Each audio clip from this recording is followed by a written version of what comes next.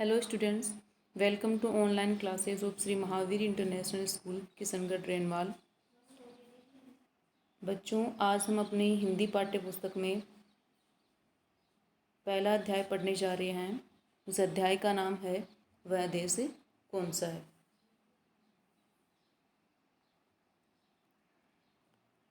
यह एक हमारी कविता है। इस कविता के जो रचनाकार हैं उनका नाम रामनरेश त्रिपाठी हैं। वो हमें इस कविता के माध्यम से हमारे भारत देश की विशेषता बता रहे हैं।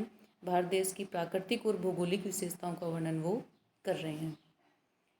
इस कविता को पढ़ने से पहले हम जो हमारे कवि हैं, जो रचनाकार हैं, उनका थोड़ा परिचय देखते हैं।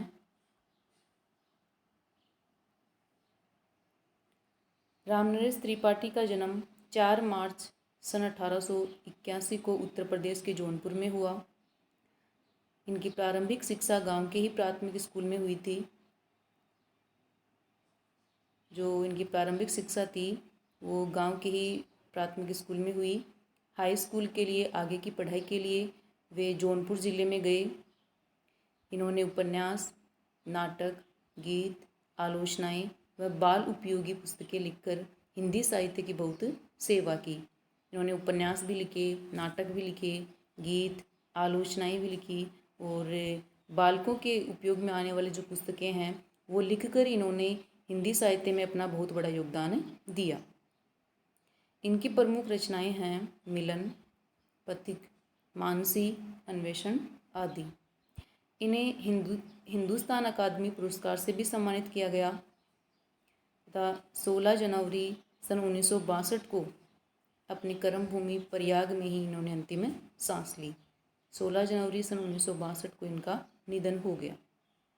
इनका जन्म हुआ था 4 मार्च सन 1881 को उत्तर प्रदेश में और इनकी मृत्यु हुई 16 जनवरी सन 1962 को प्रयाग में।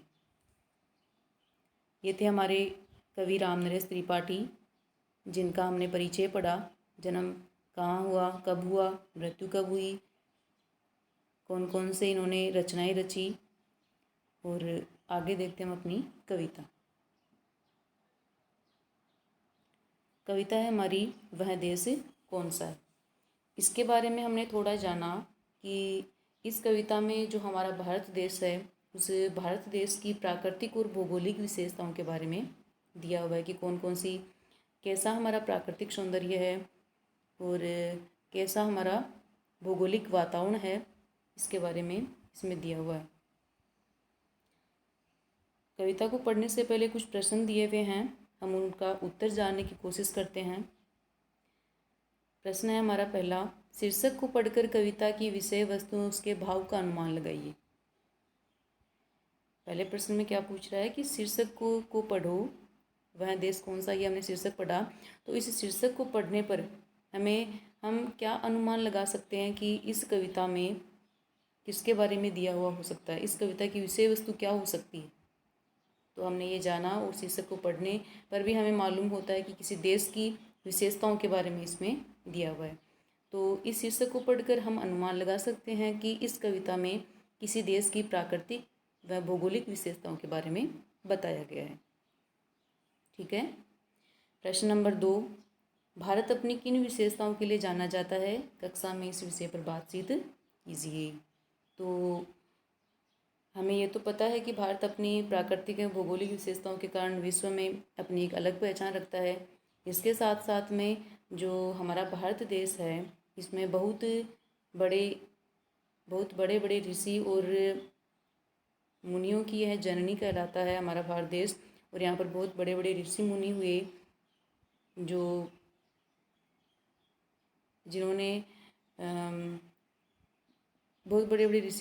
जिन्होंने अपने ज्ञान के कारण विश्व में अपनी अलग पहचान बनाई, विश्व में भारत की एक अलग पहचान बनाई। तो भारत अपनी विशेषताओं के कारण विश्व में जाना जाता है, अपनी एक अलग पहचान रखता है, चाहे वो प्राकृतिक विशेषताएं हो, भौगोलिक विशेषताएं हों, चाहे वो ज्ञान के क्षेत्र में हो, सभी क्षेत्रों में भारत अपनी एक अलग पहचान रखता है। इससे आगे पढ़ते हैं हम अपने जीवन मूल्य। भारत देश अपनी भौगोलिक एवं प्राकृतिक विविधता एवं संपन्नता के लिए विश्व में अनूठा है। विश्व में अपनी एक अलग पहचान रखता है, चाहे वह प्राकृतिक विशेषता हो चाहे भौगोलिक विविधता हो। प्रकृति ने भारत को अपनी अमूल्य निधि से संवारा है। प्रकृति ने भारत को एक अनोखी निधि, अनोखा खजाना दिया है, अनोखे खजाने से संवारा है इसको। यहाँ हिमालय सरीखा विशाल पर्वत है, तो सुधापान करवाती असंख्य नदियाँ भी है।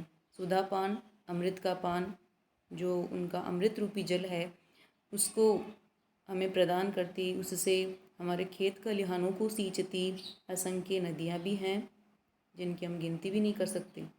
कहीं पेड़ पौधों का अद्भुत सौंदर्य है तो फल फूलों मेवों का खजाना है।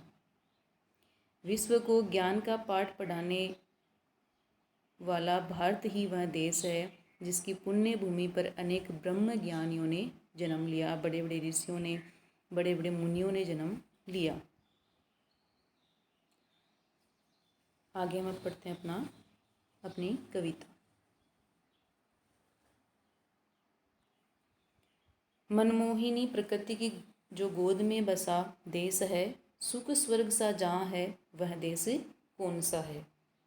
जिसका चरण निरंतर रत्नेश धो रहा है, जिसका मुकुट हिमालय वह देश कौन सा है। नदियाँ जहाँ सुधा की धारा बहा रही, सींचा हुआ सलोना वह देश कौन सा है। इसमें कविता को पढ़ने से पहले जो शब्द भंडार हैं, शब्दों का जो अर्थ हैं, शब्दार्थ हैं, वह हम देखते हैं। मनमोहिनी का अर्थ होता है मन को मोहने वाली, मन को प्रसन्न करने वाली। निरंतर यानी होता है लगातार। रत्नेश यानी होता है समुद्र। रत्न धन ईश, जहाँ पर रत्न है, रत्नों का जो ईश्वर है, माना जाता है कि समुद्र में मोती पाए जाते हैं, खजाना पाया जाता है, तो रत्नेश इसको संज्ञा दी गई है। सुधा यानी होता है अमृत और सलोना यानी प्यारा। अब देखते हैं अपनी कविता। मनमोहिनी प्रकृति की जो गोद में बसा है, सुख स्वर्ग सा जहाँ है वह देश कौन सा है। यानी वह देश, जिस देश में सब कुछ मनमोहिनी, मन को प्रसन्न करने वाली जो प्रकृति है, उस प्रकृति की गोद में बसा हुआ है। जो मन को मोहित करने वाली, मन को प्रसन्न करने वाली जो प्रकृति है, जो माँ जैसी है, उसकी गोद में जो बसा है वह देश कौन सा है। और जहाँ पर स्वर्ग जैसा सुख है, मनमोहिनी मन को प्रसन्न करने वाली प्रकृति की गोद में जो बसा है और स्वर्ग जैसा जहाँ पर सुख है वह देश कौन सा है। जिसका चरण वह देश भारत है। जिसका चरण निरंतर रत्नेश धो रहा है, जिसका मुकुट हिमालय वह देश कौन सा है।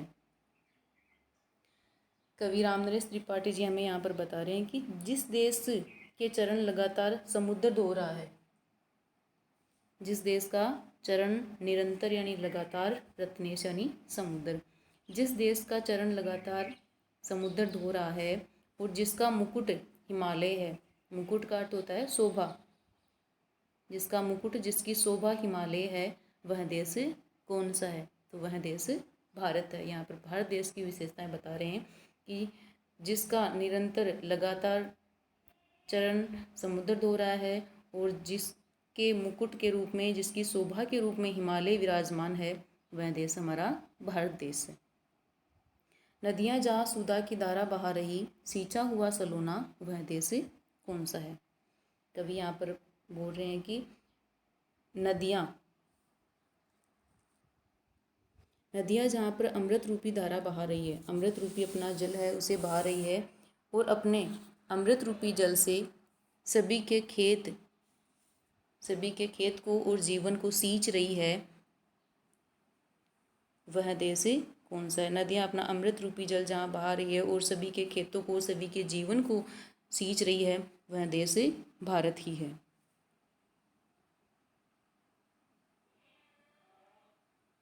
जिसके बड़े रसीले फल कंद नाज मेवे सब अंग में सजे हैं, वह देश कौन सा है। जिसमें सुगंध वाले सुंदर प्रसून प्यारे दिन रात हंस रहे हैं, वह देश कौन सा है। मैदान गिरी वनों में हरियालियाँ लहकती आनंदमय जहाँ है, वह देश कौन सा है? जिसके अनंत धन से धरती भरी पड़ी है, संसार का शिरोमणि, वह देश कौन सा है? जिसके बड़े रसीले फल कंद नाज मेवे सब अंग में सजे हैं, वह देश कौन सा है? ना नाज का अर्थ होता है अनाज।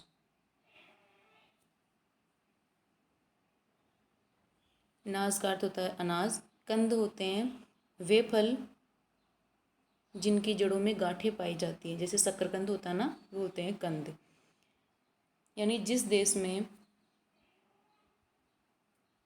तरह तरह के मीठे फल, अनाज और सूखे फल पाए जाते हैं, जिस देश में तरह तरह के मीठे फल, अनाज, कंद, शकरकंद और सूखे फल पाए जाते हैं, वह देश कौन सा है? वह देश भारत है।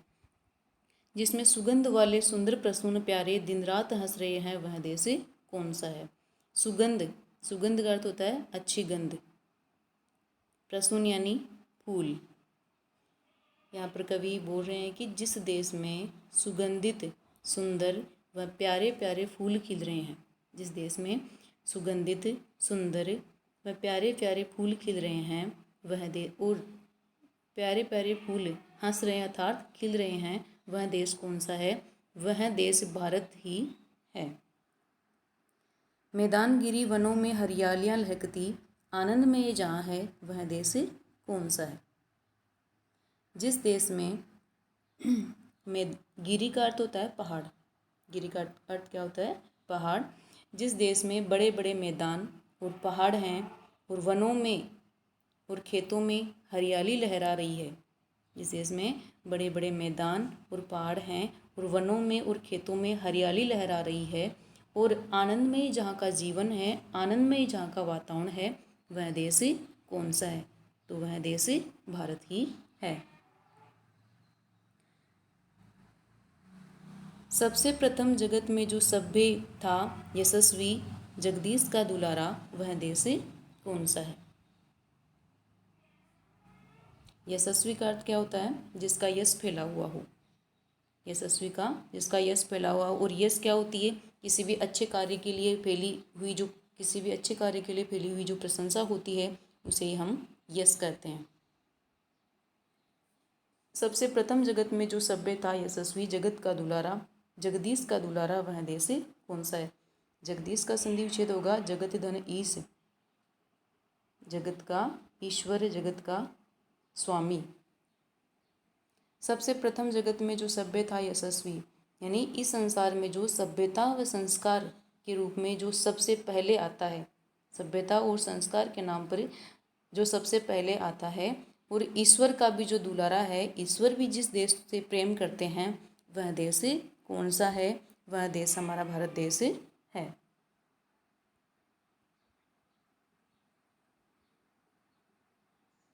पृथ्वी निवासियों को जिसने प्रथम जगाया, शिक्षित किया, सुधारा, वह देश कौन सा है?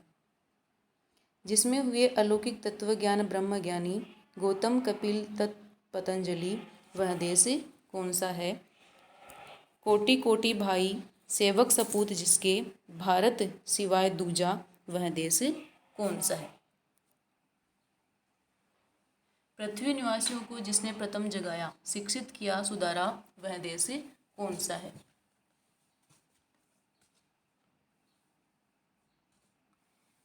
जो हमारे कवि हैं राम नरेश त्रिपाठी जी, वह हमें इसमें बता रहे हैं कि देश में निवासियों को, देश में जो पृथ्वी पर जो निवासी हैं, देश निवासी हैं, उस संसार के निवासियों को जिसने प्रथम जगाया, जिसने सबसे पहले उनको शिक्षित किया, सबसे पहले जिन्होंने सुधारा, सबसे पहले शिक्षा का जिसने प्रचार प्रसार किया, सभी महान व्यक्ति जिस संसार में सबसे पहले पैदा हुए, वह देश कौन सा है? तो वह देश भारत है।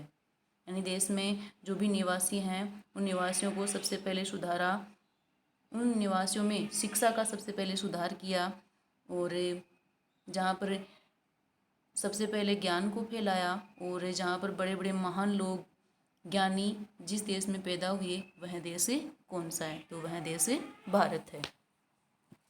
जिसमें हुए अलौकिक तत्व ब्रह्म ज्ञानी गौतम कपिल पतंजलि वह देश कौन सा है? यानी जिस देश में बड़े बड़े तत्वज्ञानी, बड़े बड़े ब्रह्म ज्ञानी सबसे पहले उत्पन्न हुए, सबसे पहले पैदा हुए, जैसे गौतम, कपिल, पतंजलि, ऐसे बड़े बड़े ऋषि मुनि जिस देश में, बड़े बड़े ऋषि मुनियों ने जिस देश में जन्म लिया वह देश कौन सा है? वह देश भारत ही है कोटि कोटि भाई सेवक सपूत जिसके, भारत सिवाय दूजा वह देश कौन सा है कोटि कोटि, कोटि कोटि का अर्थ होता है करोड़ों की संख्या में, भाई सेवक सपूत जिसके, यानी वह देश, भारत सिवाय दूजा वह देश कौन सा है? भारत ही वह देश है जहाँ पर करोड़ों की संख्या में भाई सेवक और सपूत हुए हैं, जिन्होंने अपने कर्तव्य के लिए, जिन्होंने सब कुछ छोड़ दिया, अपने कर्तव्य को ही जिन्होंने सर्वोपरि माना, वह भारत के सिवा कोई दूसरा देश नहीं है जहाँ पर इतने महान व्यक्ति पैदा हुए हैं। है कोटि कोटि भाई सेवक सपूत जिसके, भारत सिवाय दूजा वह देश कौन सा है? यानी जिस देश में करोड़ों की संख्या में ऐसे भाई, ऐसे सेवक, ऐसे सपूत पैदा हुए, ऐसे व्यक्ति उत्पन्न हुए जिन्होंने अपने कर्तव्य को ही सर्वोपरि माना, तो ऐसे व्यक्तियों का जन्म स्थान, ऐसे व्यक्तियों का उत्पत्ति स्थान भारत के सिवा को दूसरा देश नहीं है, वह देश भारत ही है। उच्चारण अभ्यास। मनमोहिनी, जो भी कठिन शब्द हैं उनका हम उच्चारण कर रहे हैं। मनमोहिनी, स्वर्ग, रत्नेश, सलोना, प्रसून, यशस्वी, शिरोमणि, सपूत। ठीक है, ये हमारा जो पहला अध्याय है, जो पहला पाठ है, ये पूरा हो गया है। आगे हम कल पढ़ेंगे। ठीक है।